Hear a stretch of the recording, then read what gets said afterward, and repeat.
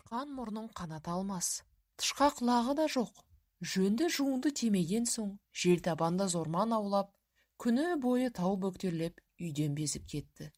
Тау демекші, Рысқұл дәл қазір құлжа атпалатындай асыға басып далаға шықты. Айнымас досындай кеудесін айқара ашып талғар тұр екен. Талғарға көтерілмегелі де көп уақыт болып қалыпты.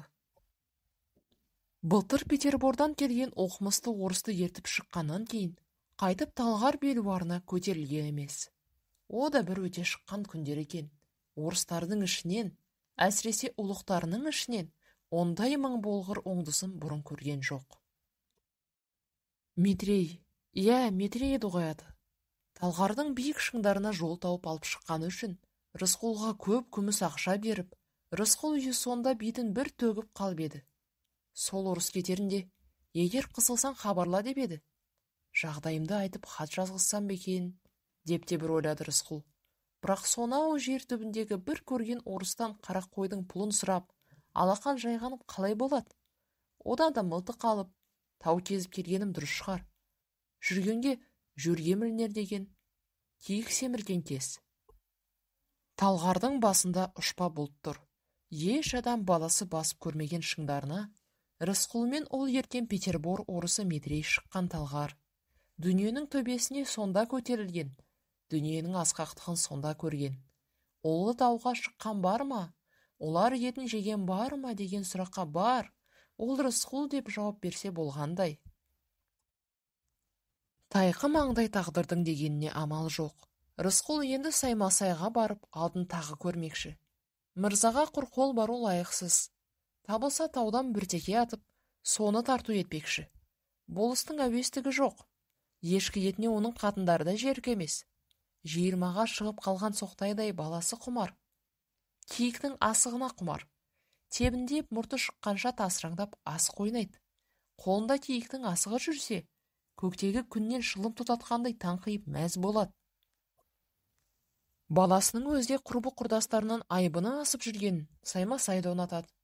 Рысқұл жауығып кетсе де, оның қолынан таутеке тартуын қабылдап алар еді. Мерген соған сенеді. Саймасайдың осы Қалдыбек деген баласына ек қабат кезінде, бәйбішесі Бибісары аюдың етіне жерік болып, болыс ордасының ойран ботқасы шықты. Сонда да әжетіне жараған Рысқұл еді. Адам баспас асқар таулардан аю атып әкеліп, бәйбішенің жаны қалған. Сонда да қошеметшіл көп сәуегей, о болысеге, бәйбішеңіз асқан батыр ұл табатын болды деп жалпаңдасқан. Сөйткен Қалдыбек батыр болмады. Ақылы аустау, дәлдір, боркемік болдыр, мұрын боғы жылтыңдап асық қойнаудан басқаны уайымдамайтын осал болды. Аңшы жолға таң құланектен аттанды. Тау жолын тосырқап қалған шолақ шабдар Рысқұлдың ыңғайын таныған соң, есік өзенінің жағалай ескі соқпақпен аяңдай берді. Өткен 1903 жылдың осындай жазында Рысқұл дәл осы соқпақпен Петербордан келген мырзаны алып жүрген. Атақты географ, үлкен ғалым Дмитриев арнайы Ақ патша империясының астанасынан келіп, Іле Алатауының заңғар биігі талғар шыңын зерттемек болғанда, оған жол көрсетуші көмекші керек еді. Сөйтсе, бүкіл Алматы атырабынан талғардың тасына ешкім көтеріліп көрмеген екен. Ау енді кім бар ау деп ұлық әкімдердің өзі сұрау салғанда, Шығыс Талғар болысында тұратын Тау-Шілмәмбет Рысқұл бар деген хабар шығады. Ұлықтың тапсыруымен Саймасай болыс Петербордан келген ғалымға жол серік, жол сілтеуші етіп, әйгілі аңшы Рысқұлды қосып берген. Ғалым сонда құйған қоладай батыр тұлғалы тау қазағын көріп, келбетіне көңілі толған. Сонымен Дмитриев атқа қонған. Ал Рысқұлдың атқа мінбей, тұқыл мүйіз, қоңыр өгіз ертеп мінгенін көріп қайран қалған. Сөйтсе, қоңыр өгіз тас қиямен, қиямет қылдай жолмен жүруге келгенде, арғымаққа бергісіз екен. Сол жолы Рысқұл Есік өзенінің сағасымен бастап отырып, оқымысыны Іле Алатауының Зүмірет алқасы Есік көлінің жағасына алып шыққан. Сонда Дмитриев: "Мынандай ғажайыпты көргеннен кейін, талғар шыңына шықпағанның өзінде менің мақсатым орындалды" деп Рысқұлдың арқасынан қаққан. Есік көлді айналып өткен соң, Алпауыт талғардың төстейі басталып, жол қиындай берді. Өсімдіктің реңі өзгеріп, биік жайлау жанатындағы жайқалған тау гүлдері атақты ғалымды жайраңдай қарсы алды. Дмитриев атынан домалап түсіп, тау гүлдерін теңіз кешкенде малтып жүріп, көкем аралды бір сипап, киік отын бір иіскеп, бір кезде «О, Эдельвейс!» деп айқайлап жіберген. Эдельвейс, жан кешті қаһарман ерлердің күлі, сені де көретін күн бар екен-ау. Рысқұлға мұның бәрі дерсі. Құдайдың қу шөбіне де өстіп таңданады екен-ау. Ғалымбысың деген, ерте күнді кеш қылмай, баратын шыңына бармаймыз ба деп қалған. Ғалым әр шөпті сабағынан бәкімен қиып алып, ыждағаттап дорбаға салып, қойын дәптеріне әлденелерді жазумен әрек. Мынау Эдельвейс. Қазақша аты не деп сұрайды Рысқұлдан. Құдай, кәдімгі қаргүл ғой. Кейде еңлік деп те атайды. Мынаны біз аконит дейміз. Қазақтар не дейді? Ол тұқымын қорғасын. Мал жемейді, жесе өліп қалады. Есік көлдің желкесі желкілдеген көкорай. Қызыл, жасыл жайқалған гүл. Шүмілдік пен ботагөз, қастамақ пен жерайдар, рауғаш пен ауша, жанаргүл мен қашқаргүл, сарғалдақ пен құлмақ, долана мен үш қат аралас сансыз шөптер аттарын географ ерінбей ежіктеп сұрап, хаттап алды. Сол күні олар Талғар алқымындағы тағы бір алқа Ақкөл жағасына жетіп, сонда түнеп тыныстап еді. Ақкөл Есік көлге қарағанда жадағай. Жағасында сызылып, сылаң қағып тұрған сұлу шырша мұнда жоқ. Суы да жасыл зүмірет емес, ашаң, ақшыл тартып жатады. Жағасы толған тарғыл тас. Өңтиден түйетастар Талғардың апай төсінен бір заманда құлаған Есік көл қанша сұлу болғанмен, өзегінен әр беріп жатқан Ақкөлге қарыздар. Есік көл қазір жазғы күн байып бара жатқан ақшам мезгілінде төменде, табан астында қарауытып жатыр. Мезгіл шілде іші болса да, тау омырауы сақылдаған салқын. Ақкөлдің айдыны ашулы, сондықтан да болар құс баласы көрінбейді. Оның есесіне көктен бір ханбалық көп екен. Мейман қармақ салып, әне міне дегенше бір шерек балық іліп алды. Қауқылтасып, даурығысып еді. Қармаққа балық ілінген сайын, ғалым қатыны ұл тапқандай қуанып, картузын аспанға лақтырды. Ғалымбысың деген, деп Рысқұл оның мына тірлігін қомсынып отырды. Қанша кедей болса да, судан балық сүзуді кәсіп қылмаған қазаққа бұл бала-шағаның қылығындай көрінді. Шаршаған қоңыр өгіз біраз оттаған соң әрірек барып ыңқ етіп жата кетті де, көзін жұмып күйіс қайруға кірісті. Зеңгі бабаның намазы сияқты онысы. Рысқұл тас жарғанның боталарын қол толқыны жағаға шығарып тастаған ақсөңке жинап от жақты. Тастан қалап ошақ тұрғызып, сырты ысталған қара шәугімді отқа қойды. Көктен бір ханбалық жалғанның шырыны екен. Петерборлық мейман екеуі тойда тамақтанып алды. Аттар мен өгізді ит құс, аю жарып кетпесін деп, Рысқұл жалғыз ауыз мылтығын оқтап жанына қойды. Тамызық үзілмесін деп, тағы да отын жинады. Заңғар таудың кеудесіне шығып отырған екі адам маздап жанған отқа үңіліп қапты. Мейман қазақша білмейді. Рысқұлдың орысшасы твая маядан артпайды. Тілі басқа, діні басқа екі адамға от ортақ. От олардың тілмашы сияқты. Дүниеде оттан таза нәрсе жоқ. Тіпті алмастың өзінде, алтынның өзінде ақау, кірбің болуы мүмкін, ал отта арамдық болмайды. О баста Дмитриевтің көкірегіне күдік кірген. Бөтен адам, тіл білмейтін, көп сөйлемейтін сыры беймәлім біреу. Талғардағы бір орыстың айтуына қарағанда нағыз тоқымы кеппес қарақшы көрінеді. Сонда бұл мені аңғар-аңғар тау ішінде жайратып салып кетіп отырса не болмақ? Қазір дастархан басында дәм бөліскеннен кейін Рысқұлдың жанылға қарап тесіліп, жалқын сәуледен әдемі сүйрет көргендей, яқы бір ғажайып әуен тыңдағандай бозым халін байқап, ойлайды. Жоқ, бұндай адамда бөгде пиғыл болуы мүмкін емес. Тең артқан торы ат пен Дмитриев мінген қара ат Түн қараңғылығынан сескенгендей іштерін тартып қойып, бір-бірімен айқасып, мүлгіп тұр. Қоңыр өгіз күйіс қайырудан зергер емес. Оқта-текте көмейіне сүйек тығылғандай түйіліп барып, күйісін қайта бастайды. Тәуекел түні, жер түбінен жетіп, аспан таудың талғар атты шыңының қыры-сырын білмек үшін, осынша асапты сапар шеккен Дмитриевтікі де ерлік. Ғылым жолында да тек ерлік керек. Оған жол басшы болып, табанын тасқа тілдіріп, тау асып жүрген Рысқұлдікі де ерлік. Мұны мойындаған ғалым кейін өзінің Ташкентте басылып шыққан Талғар Іле Алатауының ең биік шыңы атты кітабында бұлай деп жазар.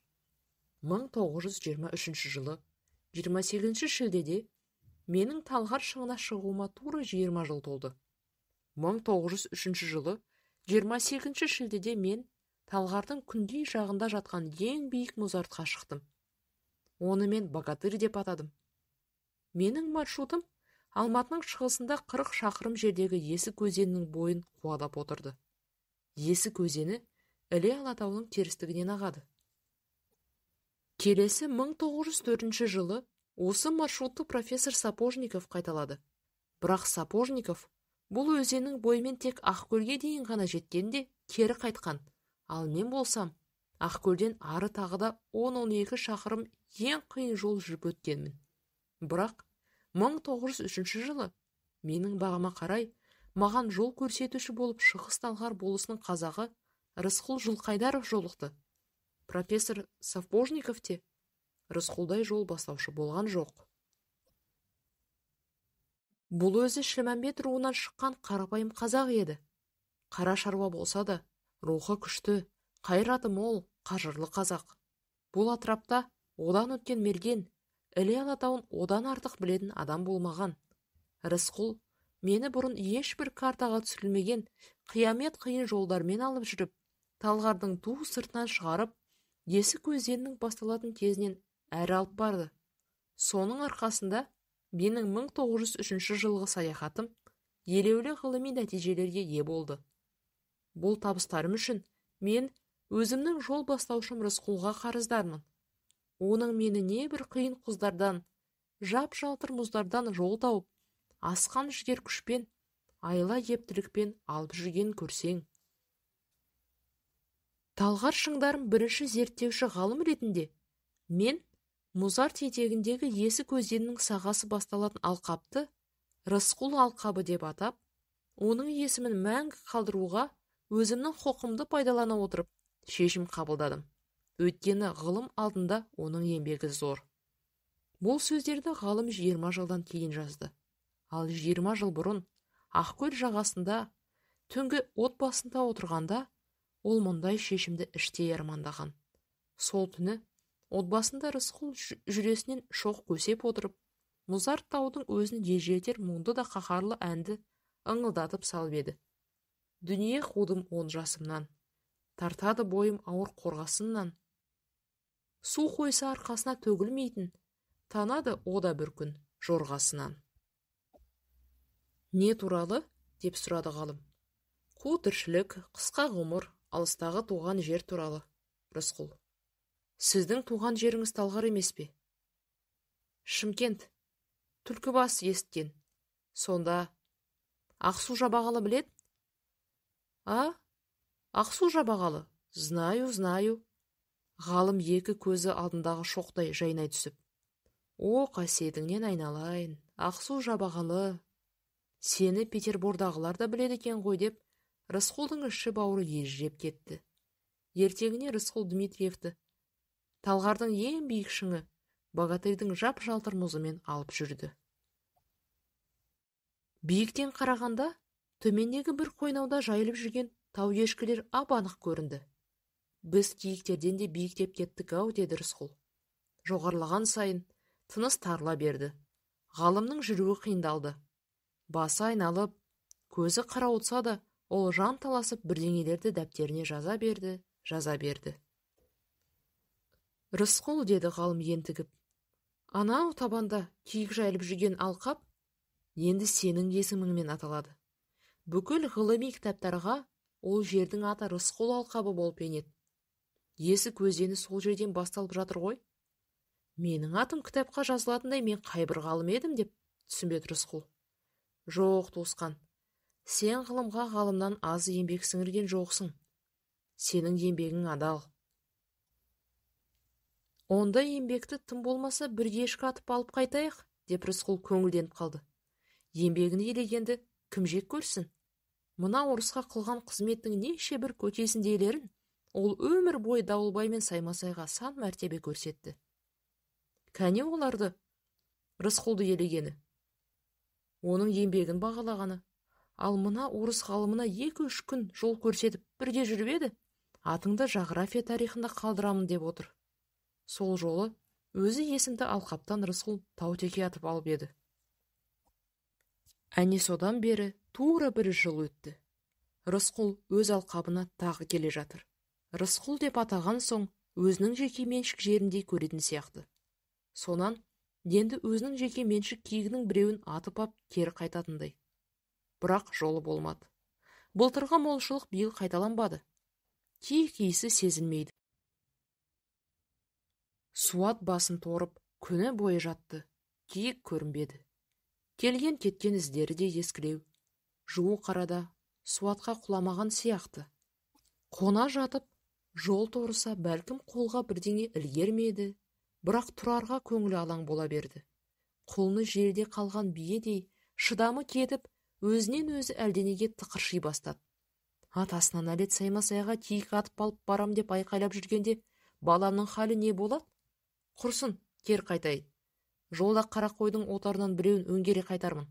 Азар болса итжеккенге айдатар. Сөйтіп, мылтығын сүйретіп төменде тұсап қалдырған атына бет бұра бергенде, алақандай айуан ізіне көз түсті.